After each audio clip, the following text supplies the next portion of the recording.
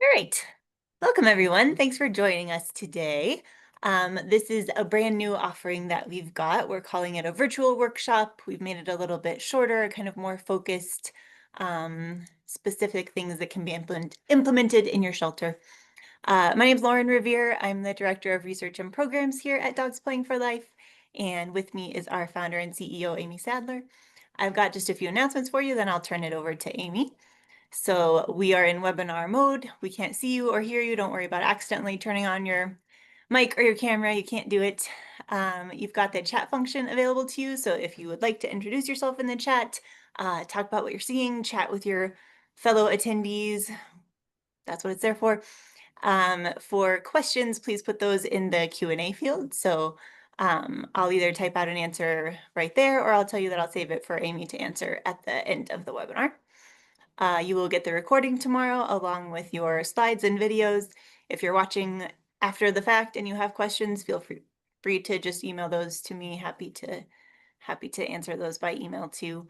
And then we've got a couple other upcoming webinars at the end of 2025. So next Thursday, a week from today, same time, same place, is our virtual workshop on loose leash walking and working walk. So if you haven't signed up for that, please join us. I will put the link to register in the chat. Same thing as today, $20, you get the recording afterwards. And then we've got our free quarterly playgroup webinar coming up on December 4th at 11 Eastern. So that's, we try to give it about 4 times a year. That's the full playgroup presentation. So if you were at one of our in-person seminars, that's what we would start with. So if you haven't seen that and are interested in all things playgroup, please join us. And then before I turn it over to Amy, I just have a one question poll for you. We're just interested in who has seen one of our webinars before. Nobody's seen this one before because it's new, but if you've seen another one, let us know.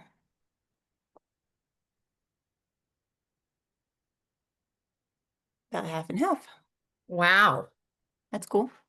You can hear me, right, Lauren? Yeah, I'm you're all good. on? Yeah.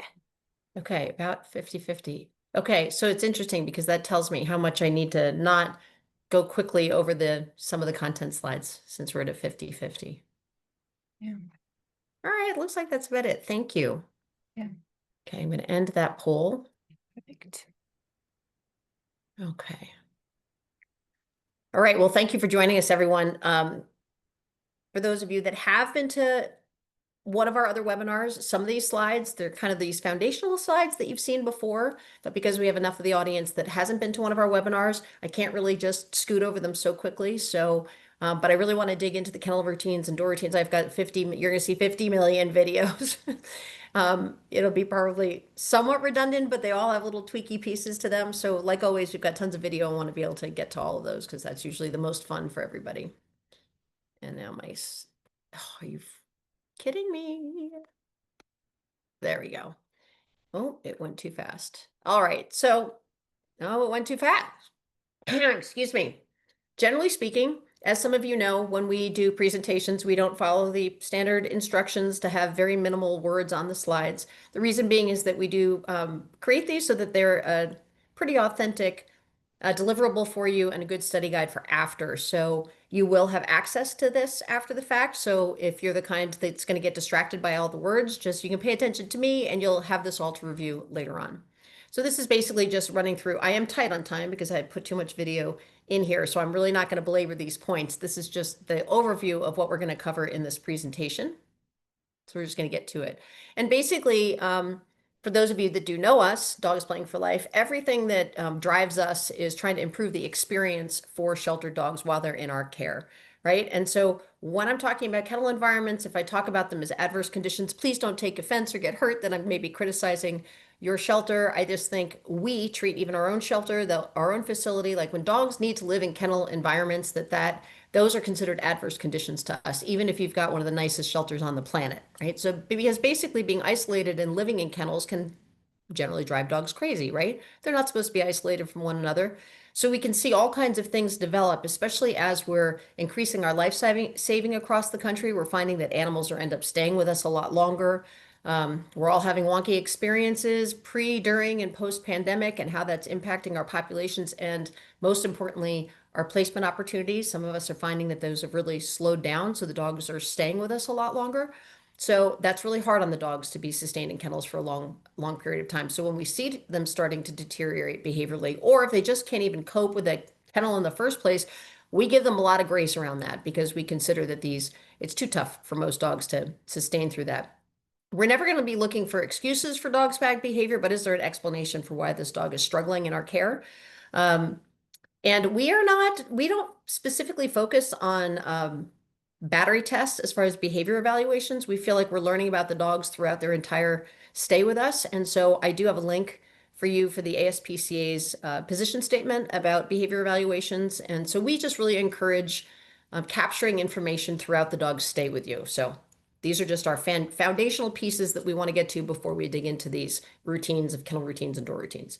We're going to be focusing on communication with the dogs, and we want you to be thinking in the back of your mind, like if we were just flies on the wall and we got to watch how dogs interacted with themselves, what are they typically doing for each other, to each other, and how closely can we mimic that so that we start to make sense to them?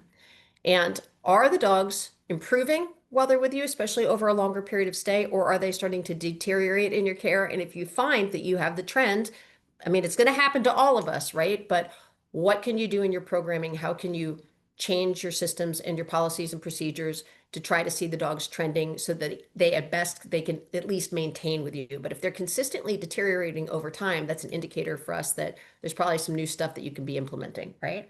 And so we're really open to all different ways to do that. There's no one way to train. We're just whatever's going to work for the animals best. So just quickly, I've done this presentation at a couple of national conferences. So Dr. Sergeson kind of reinforces our feelings that every shelter should have a foundational enrichment program in place. We call it OOK, out of kennel enrichment program in place before considering treating more serious problems, because the foundation program is going to increase the adaptability of your shelter population as well as teaching staff the basic training skills or handling skills, which will be crucial in dealing with bigger problems like anxiety or aggression. So we 100% support Dr. Sergeson's statement. So in our opinion, everybody's got to start with an every dog, every day model, which means every dog's got to be getting out of their kennel every day before we can start doing anything fancier. And that means that they're going to be receiving their daily out of kennel, their ook enrichment. Then we can, for us, we teach we call it fancy footwork, but that's what we're going to be digging into today. The basic manners that we want all shelter dogs to start to learn, and that's the kennel routines and the door routines. And also LLW stands for loose leash walking. And this program can be extremely successful when you start implementing this if you have a very structured tiered volunteer program. So we think that those are the things that are required to get to that next level after you're getting your dogs out of the kennels every day. Then after that, you can think about, well, should we actually have a dedicated training department? We see a lot of shelters that have quote unquote behavior departments. From our experience, we see that they're really glorified enrichment programs, which is great, the great place to start.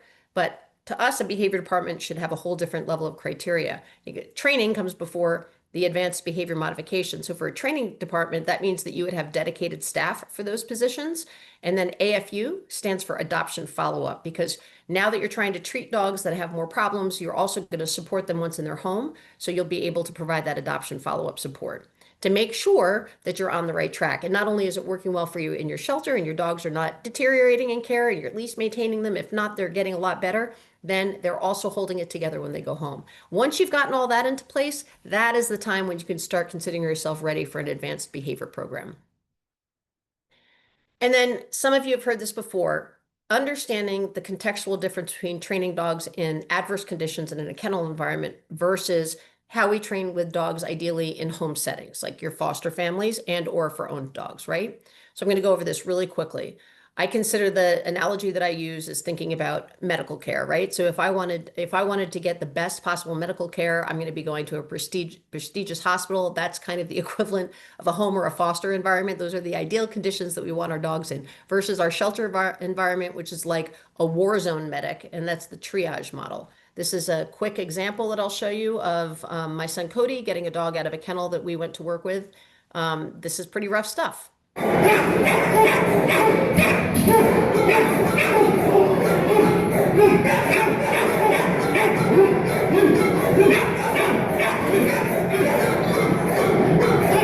I don't think any of us need to learn about barking dogs. I think we all know what that's like. But these are probably the toughest conditions that we'd seen with these kind of kennels with no enrichment in them. And this dog is up on upper level kennel, obviously. So he was typically catch bowled from the top to the bottom because of this frantic behavior, which is he was a very nice dog. This was the kennel driving the dog crazy, right? So Cody's being pretty adept at figuring out how he's going to safely get this dog out without catch pulling him, which is pretty traumatic. And so what he ended up doing, we have a whole fractious dog handling webinar that covers in a lot of detail the kind of techniques that he just used to get this dog out. And notice, by the way, the dog looked like he wanted to try to bite Cody. And you can tell right here, no, he actually doesn't want to bite Cody. He was just frantic and desperate and displacing when he was in that kennel.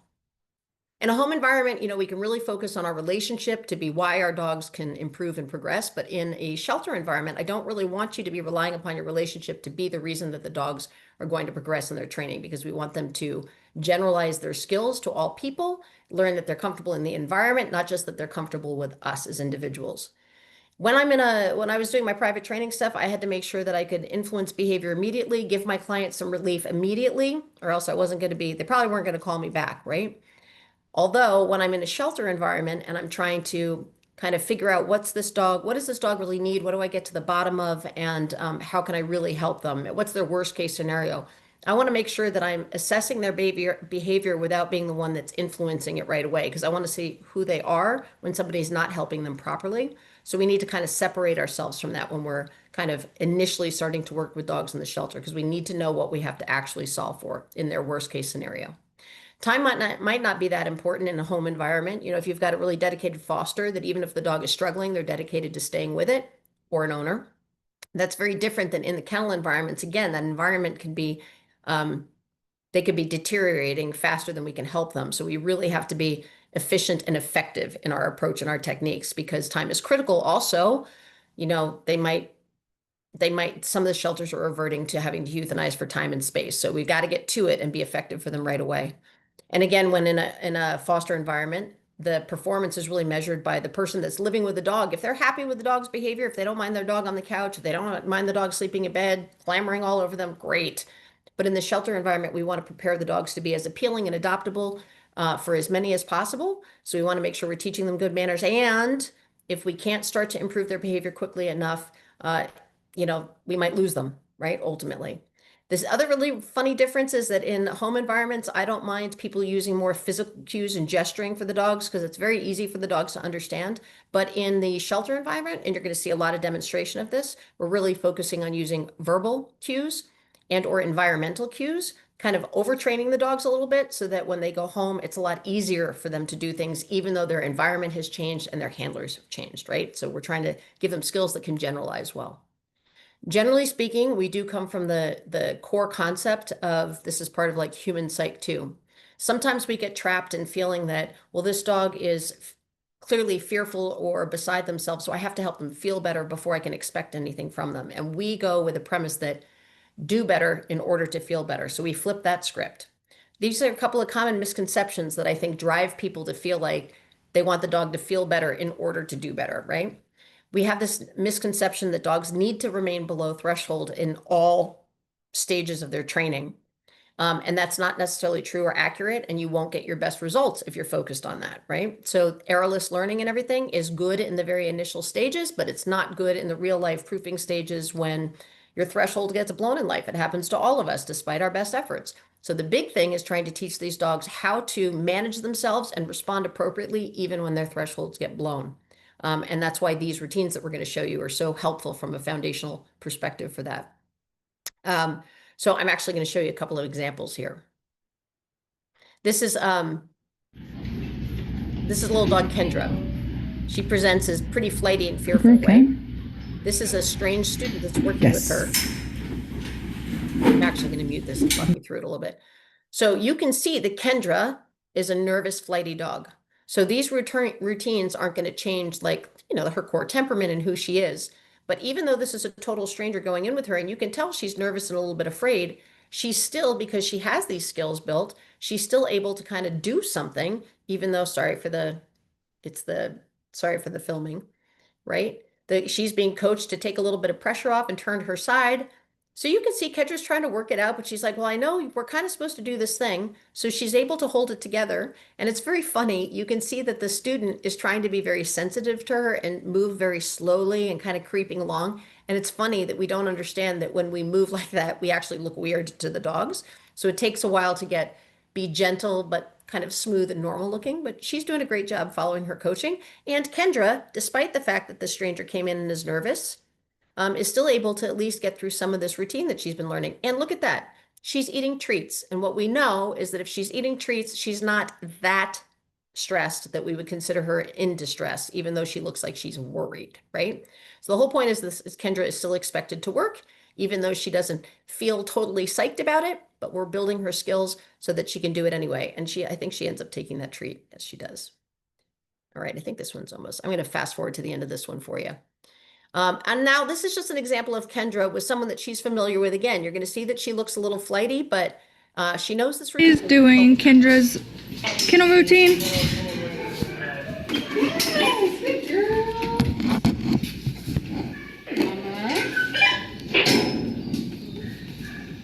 Call her up. Yes, the baby. Place.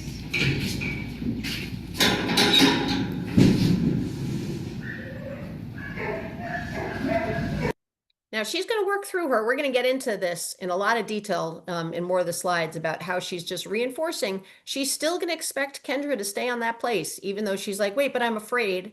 And if we think, oh, you're too afraid to think through this, that would be doing her a disservice because, yeah, she's nervous and her first instinct is to flee, right? When she's not quite comfortable. And we're teaching her, no, no, you can be comfortable with this. We can still have expectations of you, and that's going to continue to build her confidence. So you could see in the beginning when Blaze came in, who is a handler that she is familiar with, you know, she wasn't worried about Blaze at all. And now we're just teaching her still doing these things is going to ultimately build your confidence. So we still had those expectations of her.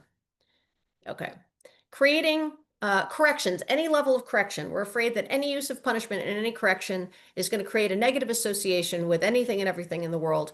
And while that can be true, it's not always true, right? So if we use punishment and corrections correctly, they will help the dogs do less of the behaviors that we don't want without having the superstitious fear or associations with everything else. So this is the science of training as well as the art of training, right? So once you've laid the foundation and the dogs have learned some skills, just like you saw with Kendra, right? So she was getting corrected for stepping off the place there. Super gentle, but she was being corrected and told, no, that's the wrong answer, right? And she was still be able to think through it and she was still be able to work through it. And she learned to stay on the place by herself before she was released. Okay. So once you're doing all these things, it doesn't really matter what the dog is worried about or thinking about in the environment. It's really about their handler themselves, what's being asked of them. And that's what training is, right? And that's why it can be so helpful. And the final thing is that we tend to believe that management or distracting the dogs from making mistakes is the same thing as training, and it is not, right? So we want to teach them these independent skills that they can do for anybody, even when they change environments. And we want to legitimately train them. We don't want to feel like we all have to walk around with bait bags and be luring dogs all the time, right? We want them to learn things that they can do on their own, okay? And we all learn from our mistakes. The dogs do too. Handling versus training, I'm going to kind of blow through this a little bit more quickly than I normally would. But the bottom line is when we're teaching students and working with things in our own teams, we really strive to be excellent at both. The biggest difference is when you're a really good handler, a good natural handler, can make a dog look really good as if they have skills that they don't necessarily have because their handling is so good. So they can support the animal really perfectly, right?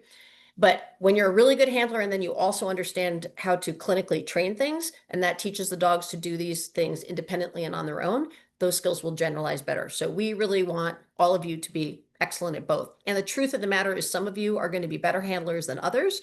And that's just always the way it's going to be. It's like driving a car. All the people that have driver's licenses, all different levels of driving skill within all the people that have driver's licenses, right? And the taboo statement in a sheltering environment is say, but the dog is doing fine for me. If somebody comes to you and either another volunteer or a staff member and says, wow, I see that that dog works well for you, but I'm really struggling. That dog was jumping, mouthing and bruising my arms. But I see that they're not behaving for you like that. The worst thing you could do is say, well, yeah, you're right. The dog is fine for me. The thing is, help them get to the bottom of why is the dog responding so differently to them? Does the dog just actually need more skills, or is there something we can do to help them with their handling? Okay.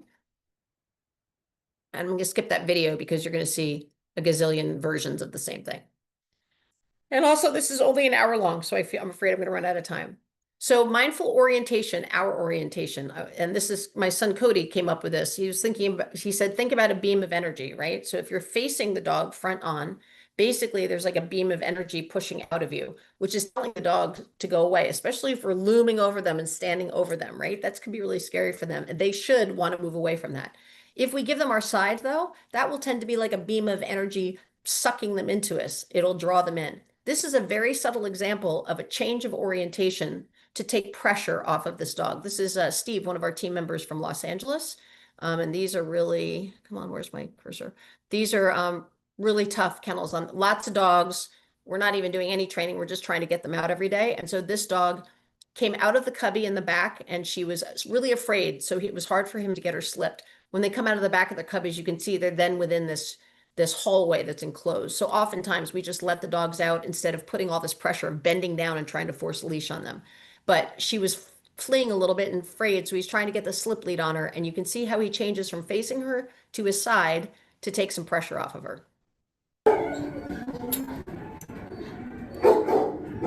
She's moving away when he's facing. He turns the side, she comes forward a little bit, and he can get that slip lead on her. Very subtle, but you can see very, very clearly how she responded to him turning off that pressure a little bit. Our back is very interestingly like this nice neutral safe zone, like they can hide behind us. And I know if you've all worked with fearful dogs, that's exactly what they want to find is the back of us, which is that neutral safe space. So here's some cool examples of being able to get a dog that's fleeing from you by walking into them backwards, and then also getting into a kennel backwards to try to take the pressure off the dog. So right here, Alyssa too, what I might see if I could do is almost turn my body away from her. There you go. See if we can kind of just walk backwards, and feel free to take your time too. Then just step on the very end of that leash.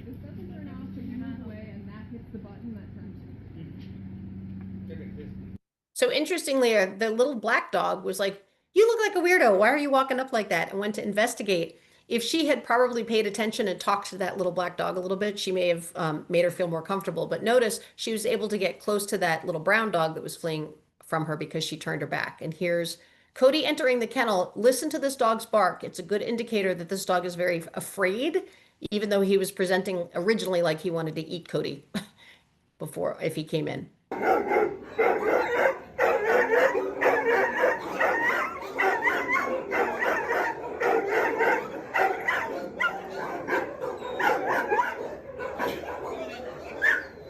And interestingly,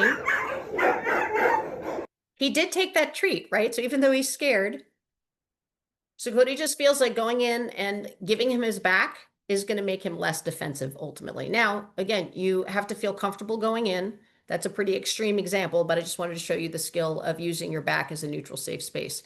Also, bending down in the kennel, if you have a dog that keeps trying to retreat from you, you need to make your own personal decision if bending down is a good strategy. You're obviously making yourself very vulnerable. So we won't teach people when a dog is fearful, bend down.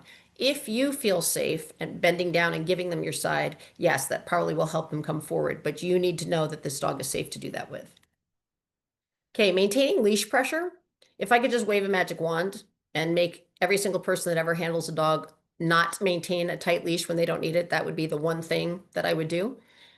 The reason is that we have this need to like feel the dog in hand, right? We feel like we've got to know that they're there. Especially a lot of people want to wrap the leash a bunch of times and then pull up like this and like, okay, I know that I've got this dog and they're not going to get away from me.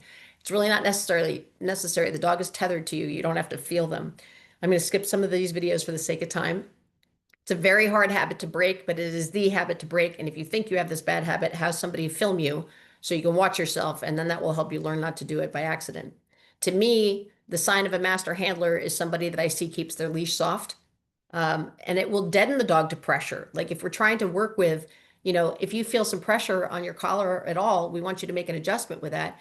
You can't do that if the dog's been dragged around all the time because now they're desensitized to it.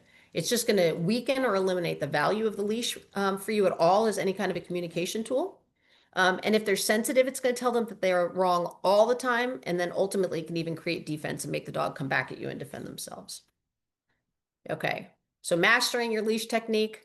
This all pertains to everything that we're going into with these kennel routines. So a lot of these videos, I'm really not focusing on I'm going to show you a little bit of examples of the handlers with their leash, but it's really how to train these routines. But I want you to understand the core handling things that you need to be good at so that you can then train these things well and you're not bungling it with your bad handling, okay, especially at the leash.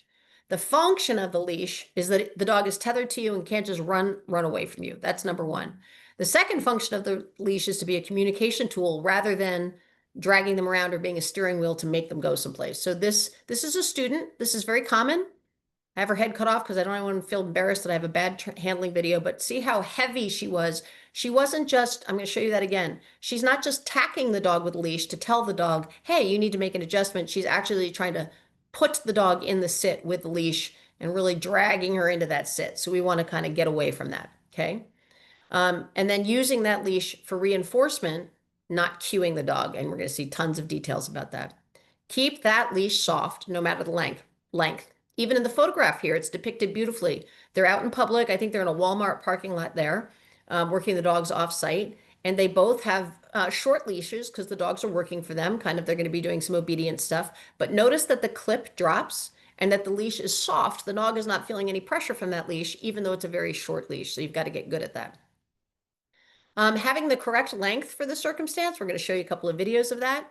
You can have a short leash that doesn't have to be tight because you're in close quarters. And then if you have the correct length, when you do want to use the leash as a communication tool, then your timing will be better, and that will mean you will be softer and gentler. So this gal's leash is too long. If she wants to reinforce and help this dog hold his sit, see how she kind of she has her hand way up high, but she's not touching him with that leash. So it's really kind of ineffective. She's actually communicating and impacting him more with her body than she was with the leash because she had it too long there. A little trick is that if you're holding onto a leash, you're going to see me doing it. If you're just opening and closing your fingers, that's a really good way to add some pressure, release pressure, and being really, really subtle about it. And PR, by the way, we have a slide for this later, means pressure and release, okay? And then just remembering to keep your shoulders and your elbows soft. A lot of times we start working dogs, we all clenched up like this. And that, they feel that all the way down the leash.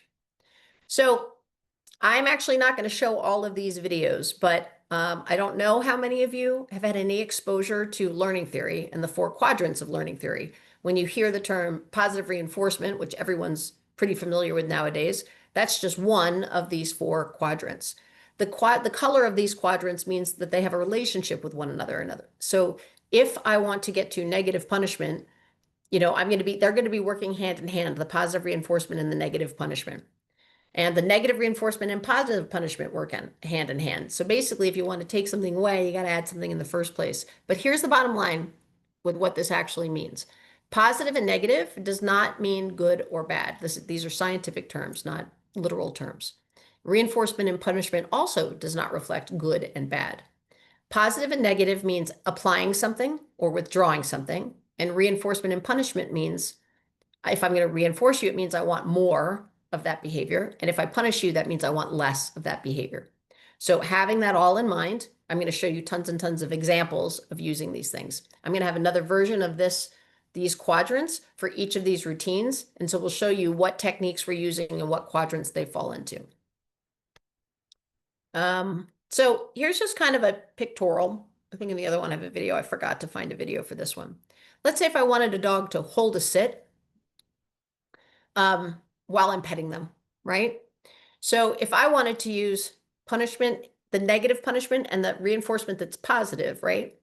If the dog stands up, they have to, let's say my petting is rewarding to them. We're assuming that the petting is rewarding to them and not scary to them. This is just a friendly dog. And it's a dog that as soon as I try to pet them, they're jumping all over me. So I've taught them to sit, and now I want to reinforce them and pet them with my hands because they like that. If they start to stand because they're excited, I'm just going to take my petting away. I'm not going to pet you when you're standing. I'm taking away what was rewarding for them because I want to punish. I don't want them standing. That's negative punishment. Positive reinforcement means I show back up with my hands to pet you again. So those two are in relationship with another. Approach you to pet, take my hands away, stop petting, to punish you for standing. And then we could use the other 2 quadrants that are in relationship with one another to teach a dog to hold a sit as well. Like for example, I don't think this is not a petting one. This is for one of our door routines. If the dog stands, I'm going to use gentle leash pressure. I'm going to attack them with that leash. As soon as their butt hits the ground, I'm going to take that pressure off. So I'm taking away the pressure, which equals reinforcement for them. And then I think I add a cookie in here. You can see a little bit of my leash technique, fluttering the leash. We're going to talk about that too. So you can watch my handling technique. I'm using, and I'm adding some positive reinforcement in here too, but you're going to see standing is pressure on, sitting is pressure off, and I'm also reinforcing with positive for the sitting.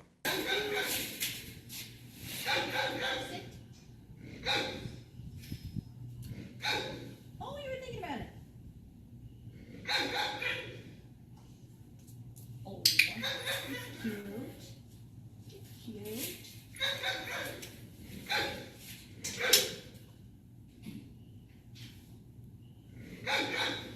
Yes, good boy. So I'm gonna give him a couple of those clicks with by turning off the pressure, but that's only a couple of those, and that's good. Nice. He was just learning there in that video, right? That's the reason that I wanted to actually reward him for turning off the pressure. He's even learning that concept in that moment. But look how gentle that all is, right? So we're able to use, those were 3 quadrants that I was using there. The only one I wasn't using was negative punishment, right? Positive punishment, the thing that everybody's so afraid of. You just saw me do it. Very gentle, just touching him with the leash. Technically, that qualifies as positive punishment, right? Butt goes down, pressure off, that's negative reinforcement. Adding the cookie is positive reinforcement. So he's getting doubly reinforced for his butt on the ground, but given some corrective information when he stands up. Okay, so in our opinion, DPFL, if you are going to be considered a strong expert handler that I'm impressed by, you are going to learn to embrace and be really good at pressure and release, because it is one of the most important skills in the shelter environment when dogs are too stressed or too frustrated to be able to receive positive reinforcement, right? So now we can still teach them once we learn to be good at pressure and release. So it's really critical for our field. When you're slow to your pressure, you just saw example, and quick to release it, very clear and communicative with the dogs. It's also really important that we learn how to apply pressure and release pressure, not only with a leash, but with our body pressure. And so Cody's going to do a really good demonstration here. Dr. Reed called me, and Cody and I were on a gig together, and she said, hey, do you have a video of you guys doing that, guiding a dog without putting a hand on them? And so I just asked Cody in that moment, in that yard, there was a dog that was a little bit sensitive with him. She was afraid of men, and he was novel to her. So she was having a great time in playgroup, but she was always kind of keeping an eye on him and moving away. So he did this demonstration of how to use pressure and release, and how to change your orientation and to use your body language to tell you, I want more of what you're doing right now, and now I want you to stop what you're doing, to be able to guide him from one point to another. Her. I'm gonna try and steer her away, and then I'll steer her back to it. So if you notice, he wants her to go back in the other direction to get in that pen. So he's arcing wide because he doesn't want to keep pursuing her, but he wants her to change direction. So he's going to get bigger. That's more pressure on. Now, when she's going the way that he wants her to keep going. So he's going to take the pressure off when she's going the way he wants. He's going to start arcing away from her, which is also removing some of that pressure. Now he needs to keep her in that corner. So that's pressure on for moving that way. A little bit of pressure off there because she's where he wants. So it's going to be very subtle. Nope, I don't want you there. I don't want you there. A little pressure off right there, turning aside and then into the yard, instead of driving her back out and chasing her around, right? You're going to see examples in here. You just saw a little bit of me using steady pressure when I touch the dog with a leash, and then bouncing that leash a little bit. So I go to active pressure, because if they're just like, just hanging out, then I want to make it a little bit more meaningful, wake them up to it a little bit. And if we don't use this kind of communication with dogs, we're really denying them a whole aspect of communication that's very normal between them. If you remember in the first slide, when I'm like, how do animals communicate with one another? This is also normal and natural for them. So it's ridiculous for us to take it away from them. And it does not equate to a heavy hand. It makes you a softer handler when you get good at this. I'm going to talk to you now about this concept of negative markers versus a mantra. So to me, a negative marker is going to predict, just like your yes or your clicker predicts positive reinforcement. We use a negative marker, to predict punishment, either positive punishment or negative punishment. And here's some examples. This is Blaze working Mary's kennel routine.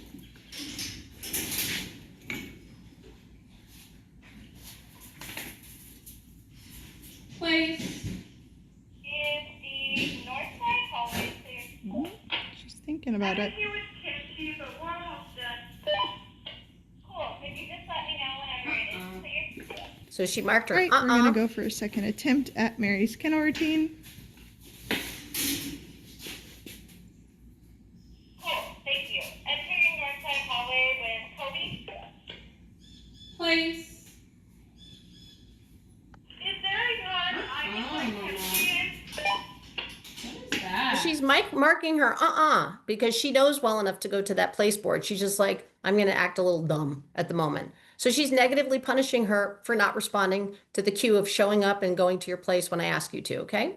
So this one, she's going to use some positive punishment, which means she's going to apply some pressure to her to go to her place. This is gonna be Blaze working Mary's kennel routine just a little bit.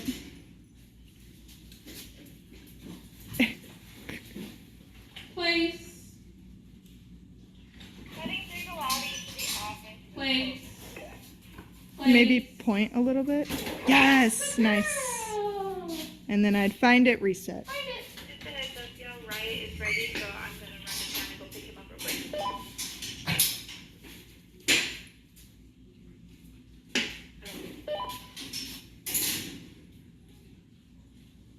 If everybody doesn't mind kind of keeping an eye out in your Oh. phone. Yeah! Good job, Mary! Good. Nice.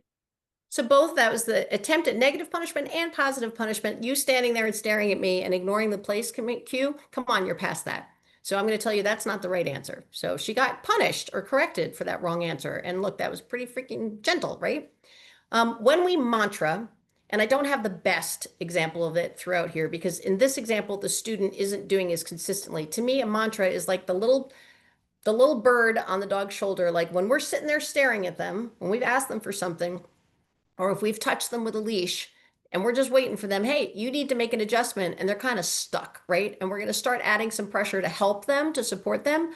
We're going to be this little voice on their shoulder saying, what is it that they need to do to take that pressure off? So in that, it would be place, place, place. And we pair that with that very gentle pressure to help teach them and show them with our voice how to turn that off.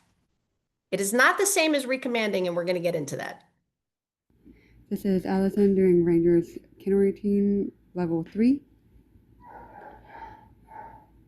So if he doesn't go to place, what you can do is you can use some pressure. Just go, just a little. I would open it inward because you're going to be going inward.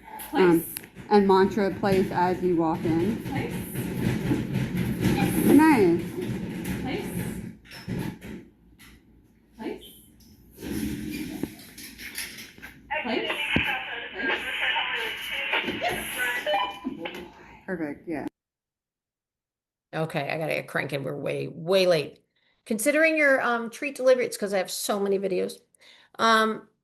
Tossing treats versus feeding from hand and feeding in position. Okay, when you're tossing treats in general, we use a find it cue, and that's best to use when you are trying to reinforce the dog's doing an action like getting to place, right? Because it allows them to, you can toss the treat, they can go retrieve that treat, and it resets them to go show you that action of getting onto place again. Versus, and it's very good to use also treat tossing when you have a dog that is leash climbing or really aroused and trying to get at you, right?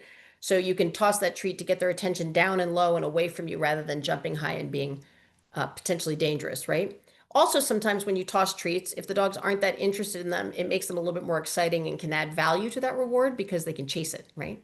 When we want to feed the dogs in position, that's when we're shifting to now, I want you to stay in this behavior. I don't want you moving and bouncing around so much. And I'm not trying to reset you. I'm trying to get it sticky. And so that's when we'll tend to switch to feeding from hand or in position, okay?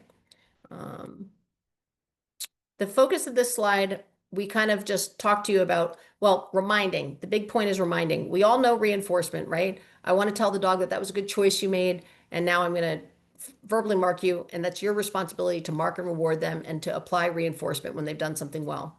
We all have the really bad habit of recommanding, right? Where we ask the dog to sit, we go to feed them, they break the sit, we ask them to sit again, feed them, they break the sit, we ask them to sit again. And so we're just teaching them that they can mess up over and over again, that we'll just keep asking them over and over and over again. We want to get away from that. We want to get to, I ask you one time, you perform the behavior and you stay in that behavior until I've either released you or commanded you to do something else, right? So recommanding is a hard habit to break and a bad habit. We love reminding though. That means when I'm trying to teach you how to stay in behavior, and I'm going to start kind of doing my distance, duration, distraction proofing, every time I go to the next trial, I'm going to remind you, you're actually in the position that I want you to be in already. You're already sitting, and I'm going to remind you to sit because now something's going to happen around you, but your job is just to stay sitting. So you're going to see tons of examples of it. The final thing to understand is teaching a release. We use free. You can use whatever you want, but just be careful of using like with the word okay, because I made the mistake once. I used to do studio training, right, for film and everything. And I remember my dog was holding a sit and I went over to talk to the director about something and I said, okay. And my dog, I had trained them that that was the release. So he released and came over to me. No big harm or foul, but looked kind of silly because he was supposed to be staying over there. He did what I asked him because I had taught him, okay, meant free. And that's what he heard. So he responded. We want to make sure that the verbal release is completely verbal, that they're not responding to any of our body movements, because we don't want them to think because I'm stepping out of the kennel, that means it's your turn to come yet either. We don't want you to read our body language. I want you to wait to hear that we say, use the F word. We want you to wait for your F word. Okay. Here's an example of getting some verbal discrimination on a free. Schroeder's Free. Potato. Read. Free. Good boy. Okay. It's only fair if we're going to expect the dogs to stay in behavior. Like if I say sit, you've got to stay in that sit until I ask you to do something else or I release you. Or else we're leaving it to the dogs to figure out, well, maybe it's over now, right? And then you're going to have really sloppy training. And then finally, when we start at the very bottom, right, when we've got dogs that are the ones that we're facing in our kennels, they've got issues, they need support. We know that, oh, I've got to start down the training path with this dog. They've got poor impulse control or they're scared to death, poor attitude or relationship about training. They don't even get it yet. Then we get to the point where we're starting to train. We might have to do a little combination of management in there. Let's say if we've got a really rowdy dog that's just all over us when we're coming in the kennel. Maybe they're not prepared to learn the whole routine in the kennel like you're going to see demonstrated. Maybe we have to break that down. So we're getting there. We got some goals. And then finally, it means they've got full impulse control. They're trained. They've got good relationship, good attitude towards training. They get it. And they're on track. So here's Mary when she's in the process of learning. This is Blaze working Mary's door routine. We're going to be entering spring pull.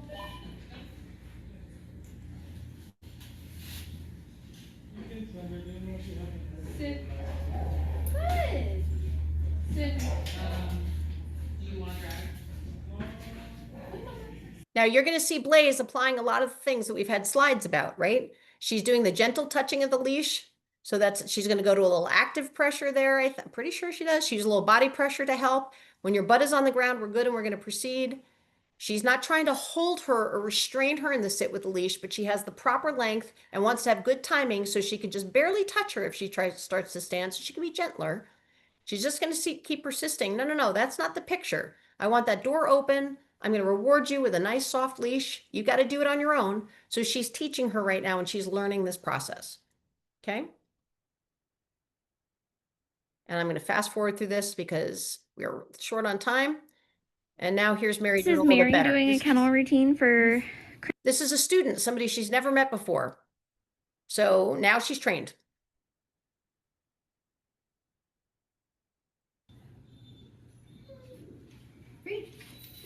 Excellent. Okay. So the reason that kennel routines and door routines are so important is that they build confidence in the dogs and the handlers. It's going to improve your handling and your training skills if you really work with these diligently. Everybody says to me, but what if all the dogs have to get in and I don't have enough time? The thing about kennel and door routines is that you have opportunities to work on this every single time the dog is in your hand. So you can do it in little tiny pieces, but ask for a little bit more each time. And don't say, I can't do nothing because I can't do all of it. Just do it in pieces, okay? Mental stimulation for the dogs, impulse control for the dogs. They're going to generalize these skills. Anybody can come in. You just saw a student that had never met that dog before, just got her to do it beautifully because she had her skills. Safety, when we're cracking and slipping dogs, which we have to do in LA because the volume and the mess of the kennels and everything else, that's how you train expert door darters. So it is a horrible thing to be doing over and over and over again to dogs when they're in kennels. We want to get away from that as quickly as possible. It also creates conflict. We're sitting there fighting and arguing with the dogs and they're trying to push past us and we don't want any of that. We also don't want poop all over us, which is a good reason to teach them to be mannerly. All right, so here are your options. We have 3 levels. We have the crack and sit, which is what we want to do instead of a crack and slip. And I know some of you are not allowed to go into the kennels at your facility, and that is when the crack and sit is so important, when you're not allowed to go in. This is Madison working Ranger's kennel routine. Yes. Phenomenal. So, He still remembers stuff. collar up.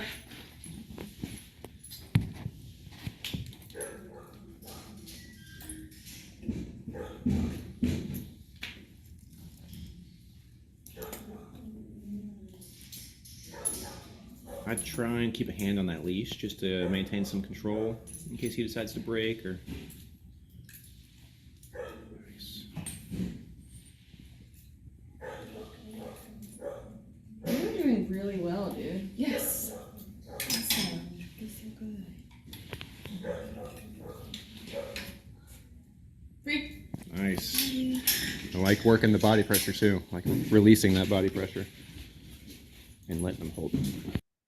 And that was a student, again, a novel handler for him. I don't know if you heard that Andrew said, oh, he remembers this. I don't know what his circumstances, but he must have left us and then come back, right? For whatever reason, I don't know why. Then the Mind Your Manners kennel routine is the next step. To be honest with you, our team is teaching all 3 of these to the dogs that come to us now. The easiest one to train first is the Mind Your Manners, right? The crack and sit is actually pretty hard for some dogs, either if they're fearful or too aroused. So if you have a dog that's really challenging, if you're not allowed to go into the kennel, you have to just train a crack and sit, right? But if you can go into the kennel, don't bother with that. Just go right into the Mind Your Manners.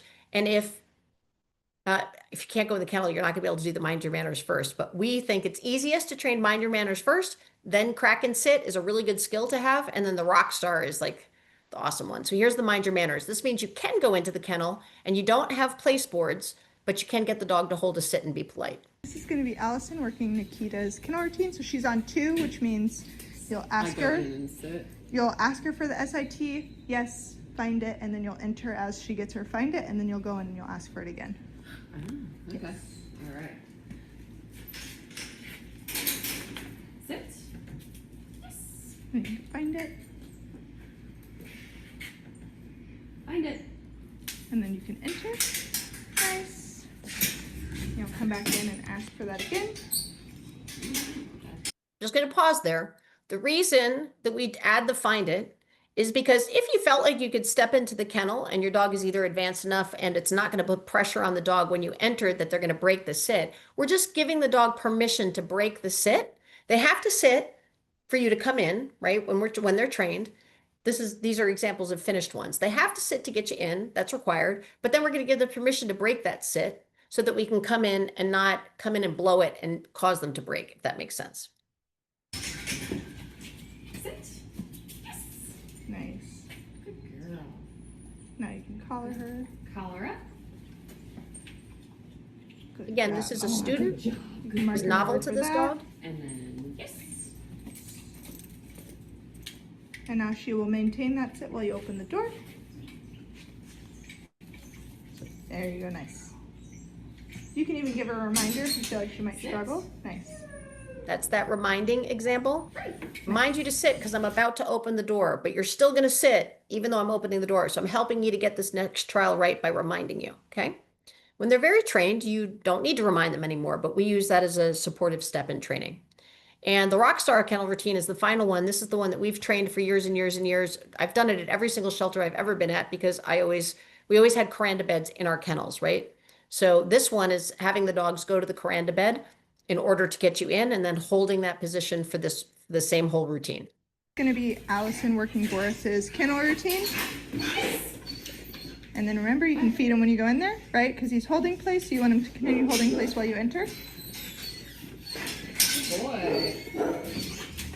Yeah. That's feeding in position because we want him to hold. So we don't want to toss for him if we want him to stay put. Because the marker, right? Since they understand the marker, I don't have to feed immediately afterwards, right? So I can say yes, enter, and feed you in position on that place Collar board. up. Good boy. Yep, that makes sense. Collar up. obviously if a dog's brand new to learning a marker, then you would want it to be pretty quick, one right after the other, because you want them to associate the two, but. Good boy. Good boy. Good boy. Nice. Stay. Place. Oh, place. No, you're good. Some nice reminding in there.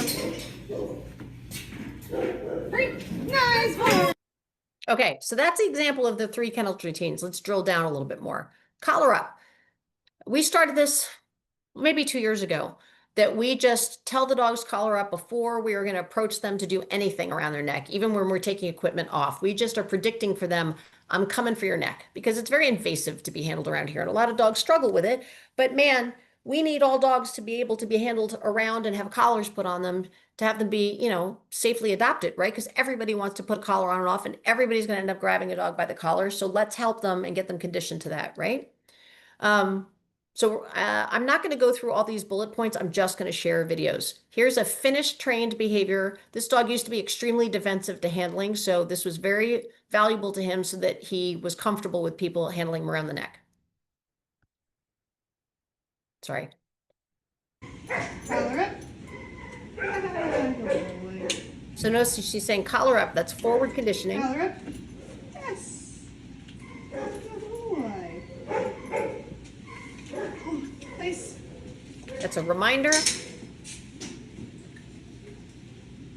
And there's the verbal release. Okay. And when I'm gonna actually skip this next video because it's a long one. It was an example of a dog that was very fearful that had a new handler going in. If the big hint here, though, is if you have a dog that is too afraid to be handled or is going to be defensive, then you probably just need to use a slip lead in the beginning and start working on this and doing approximations and training it outside of the kennel in a very low distraction area, right? So you can start teaching them the concept of it outside of that really stressful situation of trying to get them in and out of the kennel where they're maybe not prepared to learn yet, okay? It is an important skill for all dogs to be comfortable with. We do this in LA, even though we can't really train it. We're just trying to condition it. Every time before I'm going to mess with your neck, I'm going to be honest with you and tell you. And it's not going to hurt. No dogs are going to be damaged by it, but there's a lot of dogs that can really benefit from it. So it does not hurt. So I'd strongly suggest you continue to do it. Okay. For each of these, teaching the collar up, teaching each of the kennel routines, and teaching the door routines, I gave you a slide with the 4 quadrants and what techniques would you use and which quadrant would they fall into in the process of training these commands. Again, a little bit short on time, so this will be a good study guide for you. Really just want to get through the videos for you. So troubleshooting your collar up. Let's say if the dog is really fearful, avoidant, or defensive of the collaring up, again, you might have to train it outside. Remember your orientation and your positioning so you're not so scary to the dog. So if you approach the dogs from the side, you saw a volunteer in the beginning. She was advised to, with little Kendra in the beginning that was really scared, instead of facing right at her, he advised that she turn her side and kind of try to approach a little bit differently. And then here's an example of me actually putting the collar on and clipping it from the side, which is less threatening to the dog and keeps you safer. If I come to you to put a collar around and I'm bending over and I'm coming around you and get a clip at the back of your head, first of all, it's inviting the dog, if they're going to do any kind of distance-seeking behavior, because that's too much pressure for them, I'm open right here, or, you know, they're going to pop you on your forearms. So this will make you a little bit safer. And if you notice in this video, I actually have safety gear on because this dog, I was told he might be problematic for that. Very quick.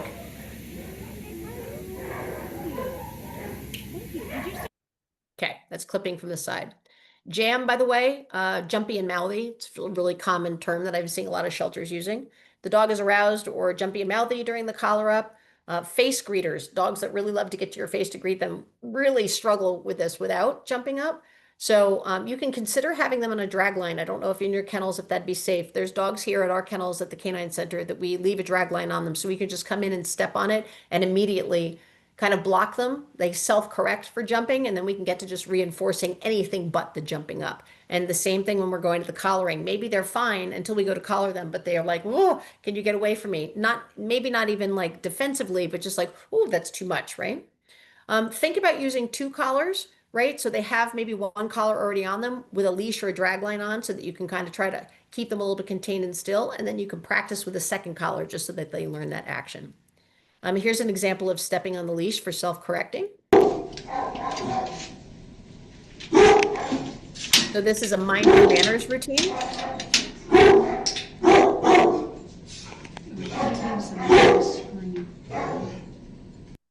So she did mark and reward him for sitting. She knows that he's going to have a hard time containing himself. So she just goes ahead and gets that collar on, even though he's not in the sit, because he's not prepared. He's not trained well enough to have to hold the sit. But what she does want to do is get that equipment on him right away so that she can use that to help.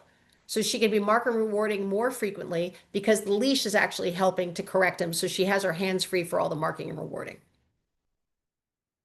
Okay. So the crack and sit, this is just all the description of things that you've seen. So, oh, I don't know which videos these are. Let me think. I'm going to go to troubleshooting and I'm going to come back to this if we have time. So troubleshooting for the crack and sit, I don't have enough really good, you probably all would want to see videos of all of these problems, and I just didn't have great ones. But a fearful dog that is not approaching, this is very interesting. If you're not allowed to step into the kennel, this one's pretty hard. If worst case scenario, you probably would have to just like toss your slip lead to try to get it on them. We do a ton of that in LA, but hopefully it's not that extreme for you. Buddy, good boy. I would use a warm voice and try to get him to take a treat out of your hand. Good boy, buddy. That's it. Very nice.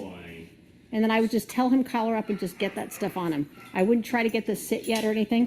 He was one of those dogs that didn't want to come forward. So, but he's getting him. Good. Now let's see if you can start showing him how to get into that sit. Sit.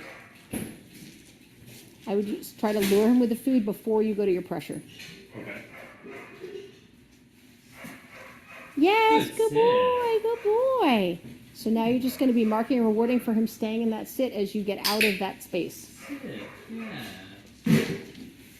Yes, mark and reward that. Nice. Yeah. Nice. I think this is excellent, so I would free him pretty quickly. Yeah. Because he was so tentative. I was going to ask you, what do you want to do in this situation, but this is great. Free. Nice, buddy. Yeah. All right. Jumping and barking upon the approach or trying to door dart, you want to do RRR, stands for rapid rate of reinforcement for anything other than the jumping or the barking, right? Remember, this is the one where you can't go in. So you have to open the door towards you and kind of take that space. You're going to have to be prepared. I think I have it down here at one of the bottom bullets to maybe put your foot on the other side so you prevent the dog from jumping up and slamming the door open, right? So be prepared for that. Use that, find it, toss those treats to get them to the back, right? So that you're kind of prepared at the front if they're so strong at the front so you don't even feel like you can open it safely. If you feel like you're going to be stuck cracking and slipping, that's all you've got. If you think that the dog can't take treats and can't respond to anything at all, you're going to have to crack and slip them originally and then go outside, get some yayas out, start teaching them to sit with all these techniques outside, then come back into the kennel and practice it when you've brought them back to the kennel, right? Because they've gotten some of that energy out. Get the leash on as soon as possible if you have dogs that cannot respond to positive reinforcement, because you're going to go to your negative reinforcement to help them stop coming at you. You're going to be using the gate too. I'm going to show you some videos. Let me go back to, because I have them in here. Positive reinforcement. We're going to skip that one. Negative reinforcement. Here's Chris is going to work. Zeus hasn't started to learn our regular kennel routine, but he's going to work him on a level 1 kennel routine. And this is a kennel routine for shelters that can't go in the kennels with their dogs. So he's going to open that.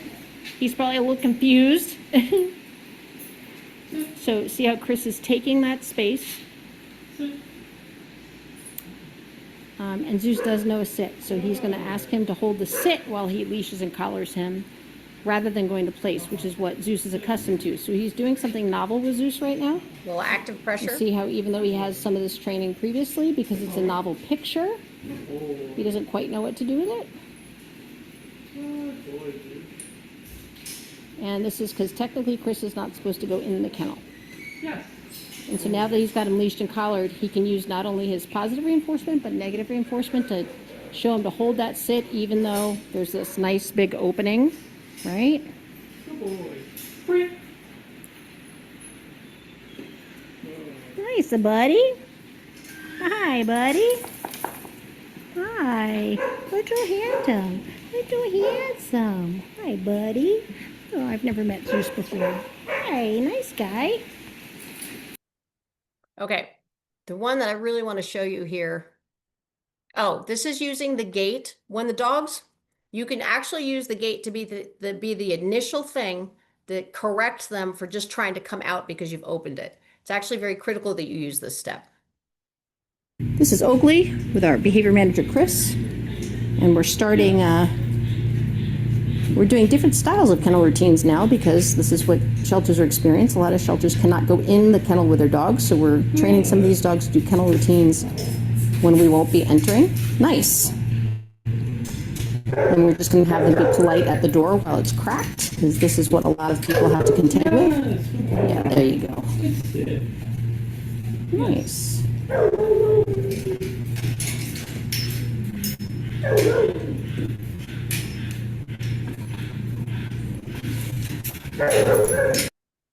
Okay, let's see now. That was that one.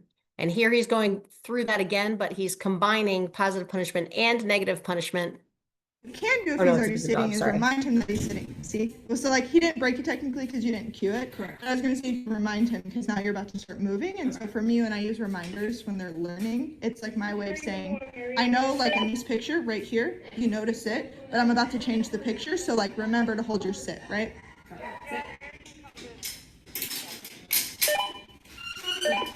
Nice using that door pressure. Yes, nice job. I like the way you use the door pressure rather than saying it again. You were just like, nope, you were in that. Nice. Sorry, buddy. Feel free to mark and reward after you get this collar on. He looks a little like, Yes. yeah, nice. Collar up. And then that martingale will go under the good dog. Yeah, there you go. I know that good dog seems a little big. Well, Martingale seems a little small. Okay. Sorry, buddy. Nice. Yes, nice. All right, we'll let Mary go by. Remind him that's it. Sit. And remember, no pressure if they're not doing anything wrong. Okay. Are we ready for noon with Layard? Nice. Nice. So there was a bunch of positive punishment in there. And I know everybody gets so upset about that, but it's very gentle, right? She didn't even make contact with him when she's applying that positive punishment quadrant. All right, I want to show you this negative reinforcement Chris one. is This going to work. No, I did that one. Zeus hasn't started to learn our regular kennel routine, Hate but when I do he's going to that. work him on. Oh, wait, hold on. Escape. Let me do it again. Escape. No, this On one. level 1. Escape. Sorry. Okay. Where was the other one? Positive reinforcement. Those are easy. Everybody knows how to positively reinforce. All right. Mind your manners. This is the one that you're going to use when you are allowed to go into the kennel, but you don't have place boards like we do. Let's see now. This is, I'm not going to go through. I'm going to go to the videos. Anytime he has 4 on the floor, feel free to mark and reward him for it. And then you can send a find it to the back and then enter while he's distracted as well. So that's nice mannerly behavior to get him in, but he wants to give him permission to break that sit because he just rewarded him for it. So he's got to release him or ask him to do something else to get out of it, right? Sit. He might not know it very. Oh, good job. It's easy. So that was just the application of the find it, right?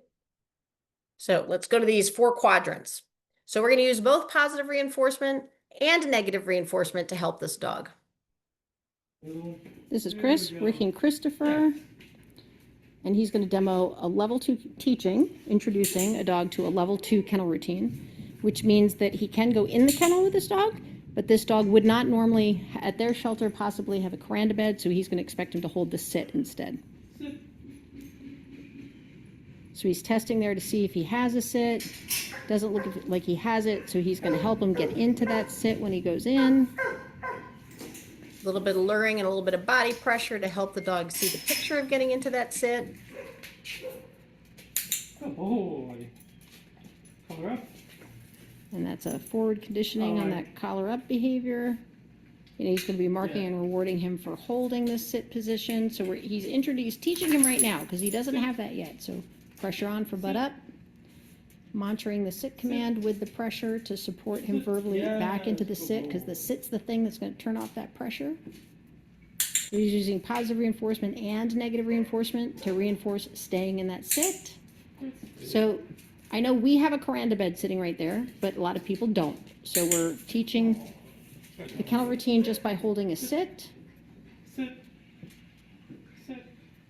A little active pressure there because he's a little He's stuck. using the food to kind of teach him how to turn off that pressure. Just marking, rewarding him for holding and not breaking, that's it. And he's going to do this in approximation. So if he doesn't feel like Christopher's ready for him to go all the way to open the door, he won't expect that. He's going to make the judgment of what he's ready for in this session.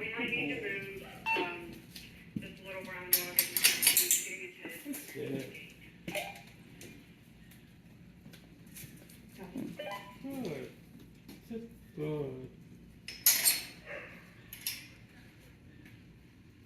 Good sit.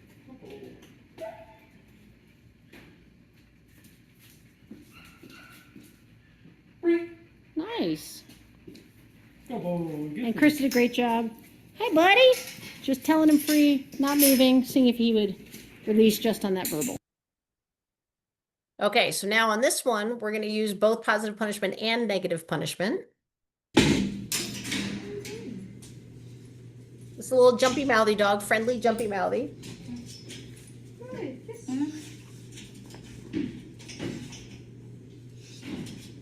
Find it. Good boy. Hey, buddy. Good. That's a little positive punishment for jumping by stepping into him. Positive reinforcement for keeping his feet on the ground, or conditioning the collar up, getting that equipment on to start helping him with that leash and collar. So she's anticipating more jumpy mouthy, rewarding him for keeping his feet on the ground. And she feels like she's not even going to start that sit. She's just starting him with the initial not jumping. And there's a little door positive punishment for starting to walk out before he was freed. And where the little negative punishment was in the very beginning, I'm going to show you again in the very beginning. He wants her in. So if he jumps up on the gate, she's going to turn her side, take away her attention from him. So she negatively punished him for jumping up. She's going to do it again right here. She's going to back away like, nope, I'm not coming in if your feet are up. Okay. That's where the negative punishment was. 2 shots of the negative punishment there. And then finally, you guys may have seen, those who have seen a presentation before, especially the playgroup one. This video is from our playgroup presentation. Now, this is interesting. This dog is being put away. This dog was very frustrated. So this is a jumpy, mouthy dog to more of an extreme. I have it kind of sped up in the middle because just for the sake of this presentation, but let's just watch it.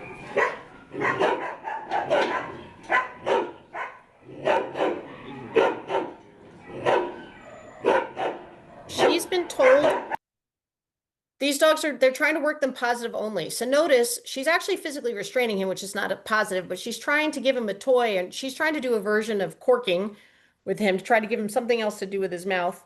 But, you know, she's having to actually defend herself now. He's not being mean. He's not attacking her, but this is very dangerous behavior, right? So none of this is very positive. Because they don't have any tools. They have no means to teach this dog. That's not very positive, right? So we give her a squirt bottle right away. So this is what we're talking about. Use your interrupter tools if you've got an extreme jumpy mouthy dog to see if that can more meaningfully and effectively tell them, no, you cannot be all over me when I come into your kennel. So we're going to speed this up because there's just a big kind of dead time in here where they're having discussions about all this kind of stuff. So I want you to see he's frantic about being put away because he's not satiated enough, right? So he doesn't care about what she's trying to offer. He does take treats though. So she's going to start trying to teach him like this sit is the more mannerly thing to do. I'm going to use my squirt bottle to positively punish you for jumping or being all over me or mouthing. That was very effective for him. And she does have the ability to reward him with the treats for an alternative behavior, right? You can sit or you can be doing anything other than jumping than mouthing on me. So she's going to go in now again because she has to get that leash off. So she's going to wait for 4 on the floor. She doesn't want to reward him for jumping up and he wants her in the kennel, right? So since that's positive for him to come in, she can positively reinforce him for keeping his feet on the ground. And she's going to positively reinforce him because he's not jumping on her and he's sitting instead. And she didn't even have to use the correction that time, right? So it was 1 or 2 squirt bottle corrections to stop all that pretty dangerous stuff so she can get to rewarding the good stuff. Okay, so troubleshooting the mind your manners. Like if these are all the same things, like if the dog is breaking a lot or if they're just not holding still. So each of these routines, we kind of drill into it a little bit for you. But again, we're supposed to be on Q&A already. Remember always, like if your positive reinforcement's not effective, just do what you need to do to get the equipment on the dog so you can start going to your pressure and release, which is getting to your negative reinforcement. We'll start from there. He said on verbal. Oh, not anymore, but yeah. Find it. Nice. Yeah. So he's offering some sits, but doesn't understand yet to hold a sit. So you kind of have two options here. We basic, no, that's fine. You're good. No, just saying, like, we could either, like, if he was starting to be more advanced, we would expect him to hold his sit while we collar him up. I don't think he's quite ready for that, seeing how he's bouncing around. So yeah, I would just collar him up, and then we'll put him in a sit with leash pressure if he blows off the collar up once he's on leash. Good boy. Nice. Like, if I felt like he was a little closer, I would say let's do approximations and just mark and reward and, like, try to build up to being able to collar him up while he's holding a sit. But I don't think he's quite ready for that. Yeah. And now he's doing beautifully that he's got that first leash and collar on him. Good boy. So ultimately, the point of that one is if you feel like the dog just doesn't understand the holding, you've already seen some videos of Chris and other handlers teaching the dogs right there in the middle of the kennel routine what they want and to hold the sit and to hang back and I'm going to open the gate. If they're responsive, just keep flowing through it. But if they're like this guy, just happy-go-lucky and just doesn't quite understand yet, then just get your equipment on so that you have both your negative reinforcement and your positive reinforcement to work with. Let's say a dog is they're very well trained, but they're just sloppy and they're anticipating and they just can't be bothered yet, or they think that they can't be bothered yet. That's when I do just go to positive punishment, right? Just good old fashioned little leash corrections for them because come on, we're supposed to be past this and you're just being impatient and you're just being undisciplined at the moment and a little bit impulsive, right? So here's an example. This is me working through this dog. I knew a lot about this dog. He had fully been trained on this kennel routine and I was revisiting the shelter and they just were letting him get away with murder, right? Now he was super sloppy and pounding the front of the kennel and they had just let the whole thing revert. So I showed them, watch me work through it for him and try to maintain the expectations and get him cleaned up and organized again.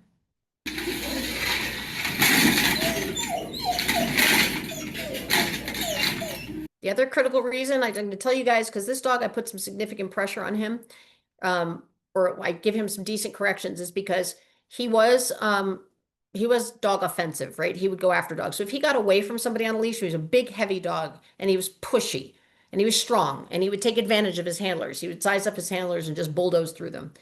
Because of the issues that he had, it's like the requirement is that he has to be better mannered, right? Because it could be dangerous if he gets away from someone, he's going to cause harm to another dog. Sorry, I'm probably shaking my screen.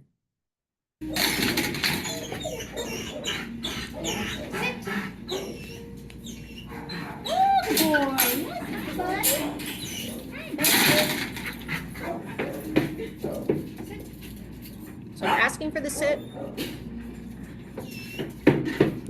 Yes, he's supposed to know a sit. He's also supposed to know to stay in that sit. He should be going past that. Sorry about the collar in front of your face. Since he's breaking, I just want to get to my equipment because I want to be able to get on him. So right away, see how short my leash is? Into some active pressure, like get your butt back in that sit.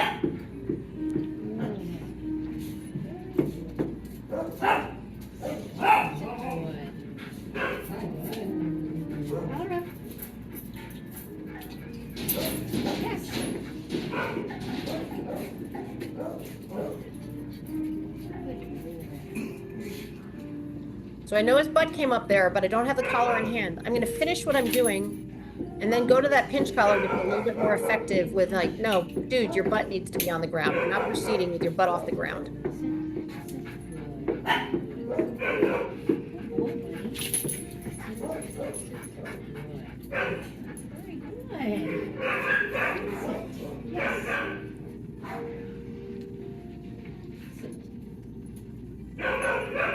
Oh, I wasn't even on the pinch collar yet, sorry. Yes. Good boy. Should be right on there. Oh, right here. And you have safety right here. Yes. The reason I reinforced him there is that he was being, sloppy. And that time he let me go fuss with something else and he wasn't sloppy. So I want to make sure I tell him, yeah, that's what I wanted from you.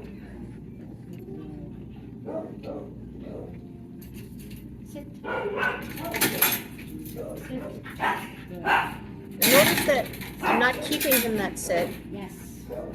By restraining him with a leash.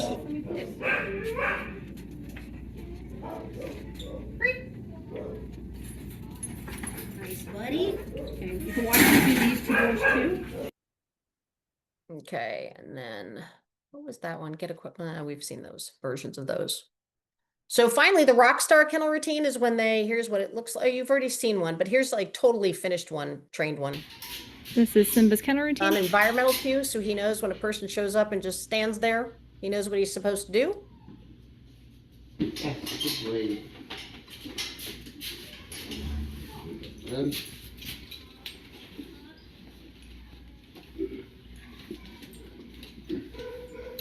All right. Yes. Almost perfect. All right. Yes. Well done, buddy. And Simba was an extreme jumpy mouthy dog. That was why he was with us. All right, let's get into some of our 4-quadrant work. Let's go to the positive punishment because that's what people are the most sensitive about. Give her a couple seconds. I'd follow up with a verbal. Hold on, or let me hide these.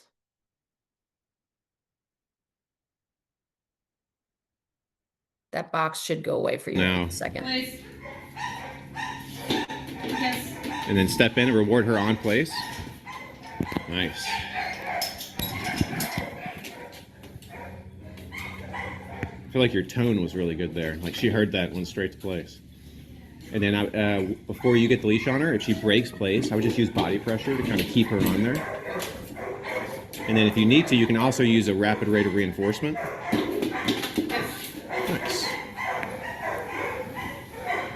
The student doesn't quite understand a rapid rate of reinforcement. It just means you're rewarding little steps. It doesn't mean that that kind of was a jackpot.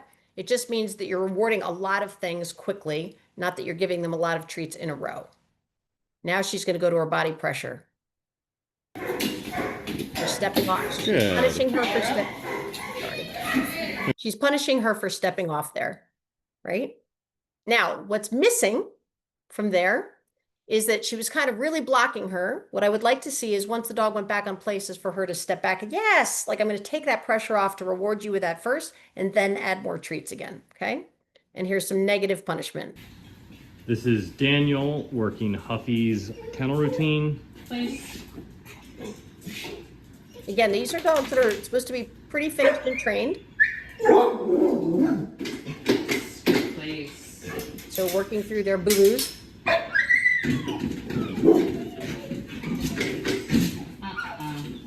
Negative marker and negative punishment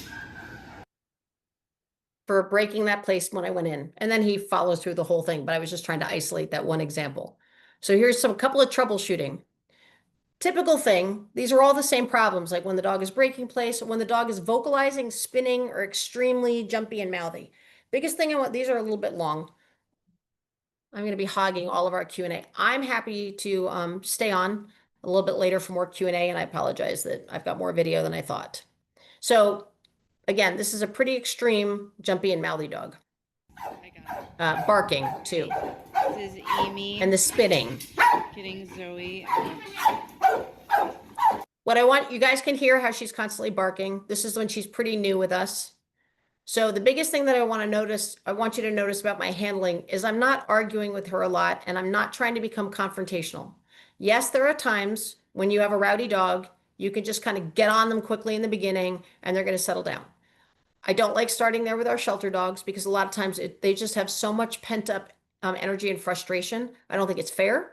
And then also you can also end up with a face full of dogs. So I'm just like, I'm not going to proceed with you. The only way that we're going to proceed is you come over here and join me and start like keying into what I'm trying to ask of you. I'm going to wrestle that equipment on with her because now I can get to it a lot faster than just relying upon rewarding her because my rewards are not that meaningful to her. Okay. She's still, you can see she's still barking her head off. It's constant.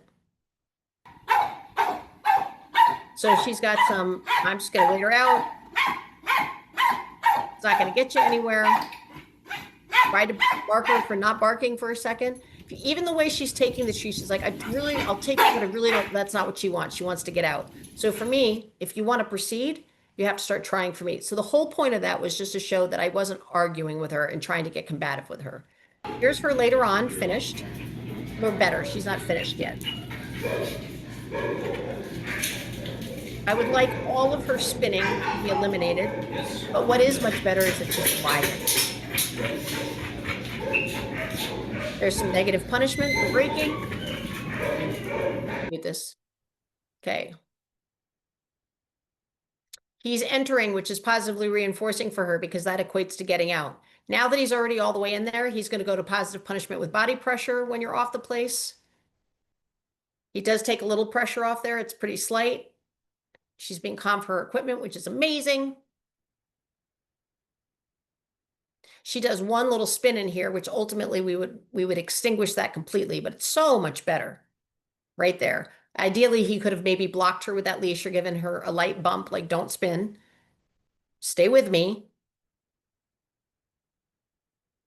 So you get the gist. You can see, well, I'll let her finish on this one. And the key to her, this was the kind of dog, she was a super, super high drive dog. And people had tried to hammer her before. So she was really strong. And so she could put up a big fight. So as soon as you went in, she's like, fine, I'll argue and fight with you all day long. And it wasn't pleasant for her. It wasn't pleasant for the handler. So it was trying to get to that cooperative state with her, which is using all those 4 quadrants and not feeling like I'm just going to match you with a bunch of corrections. So she's doing much better. Actually, I'm going to proceed for the sake of time, because you've kind of seen the important part of that. And then if you have an unsafe dog that is really jumpy and mouthy, like the Pierce dog that you saw, this was a dog named Zeus that was really actually hurting people. He wasn't trying to hurt people, but he didn't know what to do with himself. And then where he had come from, people had taught him that when he started like biting at them, they would either start throwing balls for them or throwing food for him. So they actually taught him to do this. It was actually really reinforced. So it was pretty dangerous by the time he got to us. So I have this muted because of the conversation we're having in the background, but we just give him a cork. We give him something that he can be chomping on until he learns his skills.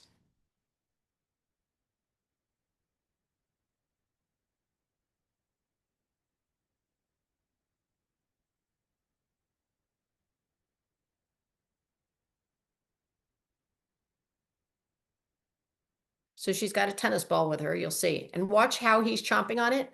The frantic. And man, he was chomping hard, so it was actually pretty dangerous. So then when we were collaring him originally, we had to have all this safety gear on because he wasn't trying to bite us, but he would just chomp on anything that came within reach. And you can see it's stressful for him. So that's where we used the cork instead to help him start to learn this picture without having to add any stress to him and just try to keep him safe while we keep moving. Okay. So there's that. We're going to zoom past that one. Oh, wait. Oh, where was I? Okay.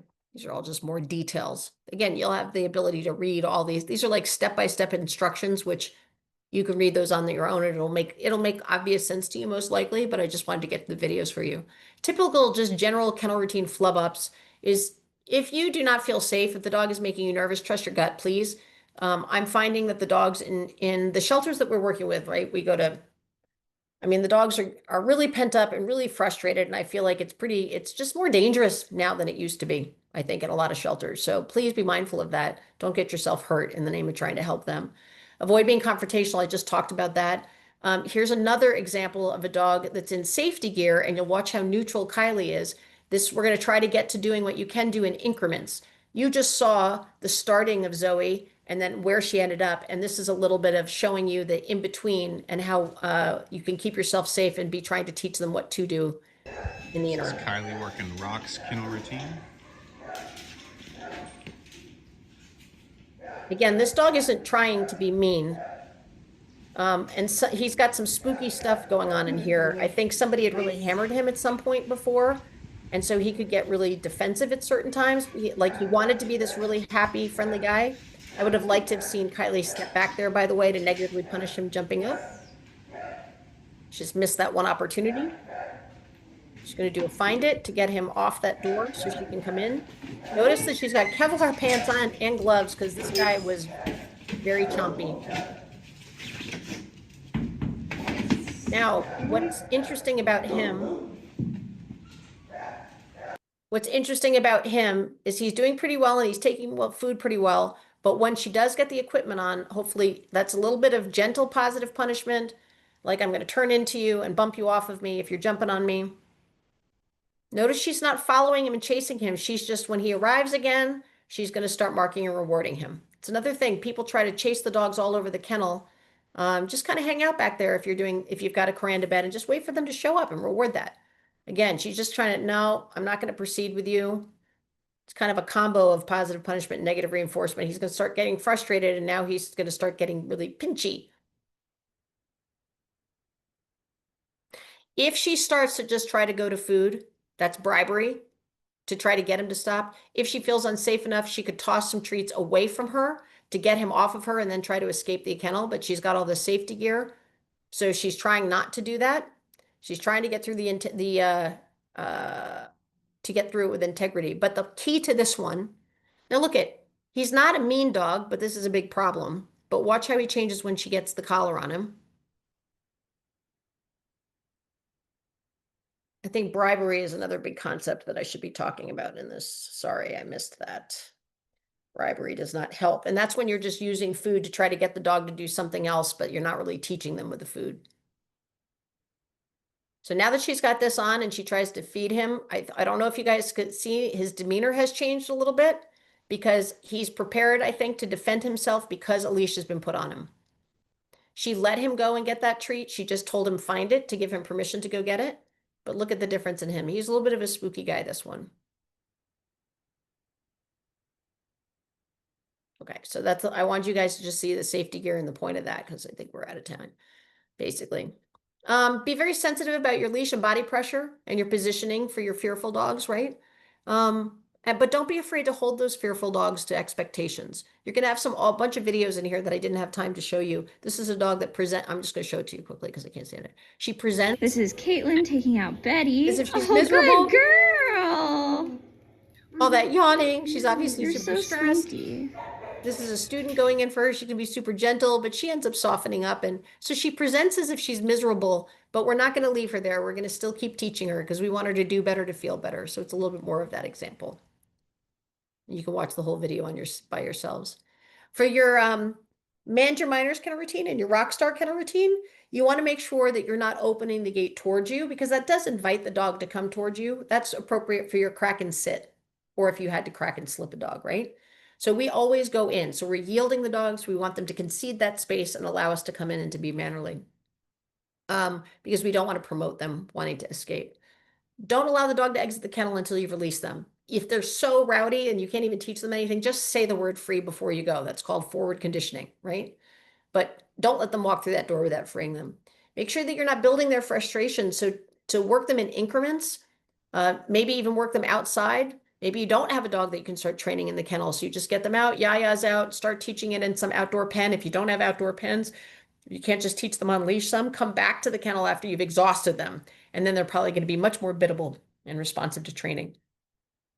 Be good leash handlers and don't restrain the dogs with a leash as much as you possibly can. Train, don't restrain, okay? And then in this photograph, he dropped the leash just to show off for me that he'd been training the dog. This was a very safe area. This wasn't a regular kennel where dogs are around. So it was cute in this picture, but don't do it in your own shelters.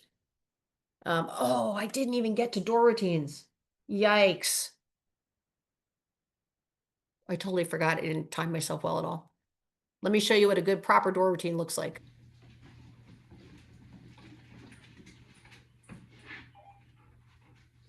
That's an environmental cue. He's automatically sitting because they showed up at the door. An open door is not the cue to go through. And you're not going to get released until you give me eye contact. So he takes a little bit of time with his, but he gets it. And I love that she just waits him out, which is perfect. That's what the door routine looks like. I feel like I should definitely start answering questions if anybody has them. These are all examples of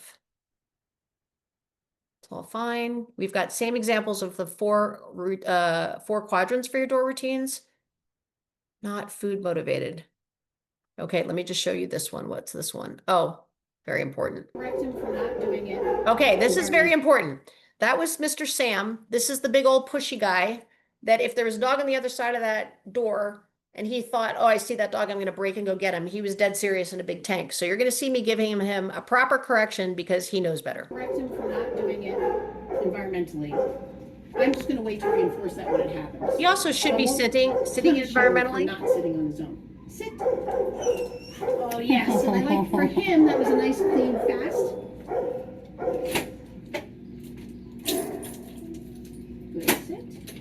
Everybody is like, oh, you're really correcting him. Like, yeah, I'm correcting him at this point. Yes. Now, if you just had trouble with that, I want to make sure and he got a correction for being wrong. What a good boy. I definitely want to make sure he knows I'm really pleased with him. I'm not mad at him. It's not a grudge. He just failed that last trial. And the consequence of his decision to break, he met that consequence. And now this time, he's holding it on his own. Good boy, free. So I'll reinforce that. Okay, so don't be shy about that.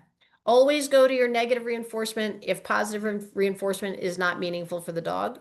Maintained quite a bit of her obedience, so she should know a door routine. So I would still ask for the SIT, and then upwards. Oh, yep, releasing that pressure. Upwards leash pressure. Good, releasing it. Excellent.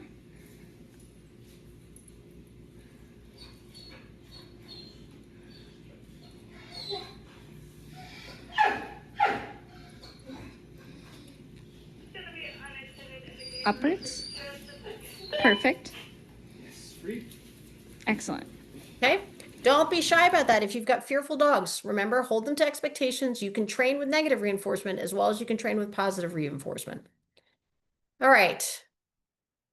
You guys have seen this before for other ones. Basically, same for people and dogs. Insecurity. When we're all insecure about things, we're very exaggerated in our responses. Once we get confident, we know what's expected of us, we can become much more subtle. So it pertains to all of us. So just practice. Practice makes perfect. It's okay to make mistakes. Going to pass all this. You're going to have it to refer to. It's just the basics that we want all dogs to be doing in shelters everywhere. Best way to maintain them. Just going to brag about this. We just finished our first student rock star weekend at the Canine Center, and these are our student rock stars. They've been selected for they participate in a lot of stuff. They're back, doing the work at their own shelters. Some are volunteers, some are staff, and they've been selected for their either heart or their exceptional talent and skill, one or the other. Both are just as strong, and they're just spreading the wealth. Okay, we've all got to get ready to up our game because I think we're going to face a little bit more challenge before things get better again for us. So we've got to help these dogs get to some resiliency so that they can cope and thrive. That's the DPFL team. And that's it. I'm so sorry that went late. I'm going to escape out so I can see what's going on. Stop sharing. Is anybody even left? We have some left. Not too many questions. So if you've got a question, please put that in the Q&A field. There's one question that I did answer in the moment, but I thought you might want to go into a little bit more detail. The question was, would you start doing kennel routines for a dog that just came in or start when the dog has been in care for a few days? I never wait. If the dogs are eager and ready and they're taking treats, I mean, why wait on training, right? If it's positive and fun for them, like, listen, if they're really flipping out, I still think that you can always be doing something that helps them get them to a little bit better. You can be identifying if they will take treats or not. You can be starting to experiment with some pressure and release. You saw the one kennel routine where she didn't expect for anything other than the dog just keeping 4 feet on the floor. So no, I think get to it. I don't think you have to wait. If they can't respond to you at all because they're so distressed, yeah, you can give them a couple of days of acclimation, but you don't have to wait. Why wait if you don't have to? Mm-hmm. Okay. If volunteers are not following through with implementing routines, does this affect things, and how does one handle this? Sure. You're not going to be able to train as quickly and as efficiently, but I'll tell you what, sorry, my hair's driving me crazy. If you start working with dogs and you start demonstrating results and people are seeing, people will start asking, how are you going to get that dog to work so well for you? And then you're going to start having people want to learn from you. And then hopefully other people will do it with you. And then you'll have more people handling consistently. So I always encourage tiered volunteer programs that are monitored and controlled and that they are actually taught some stuff, but I know not all of you have that resource. So just let them shadow you and model what you're doing and demonstrate through your results. And then hopefully a bunch will start handling like you. And I've learned you can't talk people, a lot of people have all their preconceived notions and they're in their own routines. So you can try to talk to people to incentivize them, but typically you have to inspire them by the results. Show them. Somebody asked for tips to work on this if they don't have a quiet kennel place to work on these skills. Okay, so that is a really good point. So our kennels seemed really quiet because we have front to back kennels. And for the sake of training during the day, I mean, we open up the kennels at different points during the day. Like there's a big chunk in the middle of the day when everybody goes to lunch. But then when we're in training and we're pulling dogs, we do close all the dogs on the front so that we have a low stimulating opportunity in the backside. That is an additional challenge. We just talked about this week if we should start leaving our kennels open and working the dogs with a closer situation to what you guys have. And that's something that I really want to consider. So we did all that because this was an advanced board and train facility and we had some really, really extreme behavior cases. So we did everything in our environment to set the dogs up for success. So we were able to do that. So typically if it's not quiet, it's going to take you longer if you've got dogs screaming on either side, but we've trained all these same things in all of those environments, but when we had our own environment, we created an easier environment to get it done in. But you can do it. You can do all the same things, even the dog is yelling on either side. And if they can't, you just take them out and take them and start teaching the sit or teaching a place somewhere away from the kennel if they just can't think through it. And then you bring it back into the kennel when they've got some understanding of what you're asking for. And after they've been satiated. Oh, maybe one more. Nope. That's it for now. Anybody So else? easy. You've got 30 seconds. Get them in. Yeah, anybody. I mean, we're 6 minutes late. Isn't this supposed to be over at 1:30, right? Right. All right. But I did say in the chat, if you have to go, right at the half hour, leave your question and we'll address it and you can Yes. put it in the recording. Yeah. It's typical me. Whenever I do a presentation for the first time, I overload it and then I do it and now I'm going to refine it and then I'll do it and refine it. And eventually, probably 3 or 4 times, I'll have it down. So thank you for being guinea pigs. Anybody else? Oh, I don't think so. Okay. Thank you guys. Thanks for spending your time with us. If you start messing with this and you've got good videos, share them with us. We'd love to see you guys putting it in action at your own places. Okay. Bye. Thanks, everyone. Turn it off. Take Ending care. it. You'll get It's your over. materials tomorrow. Okay, bye.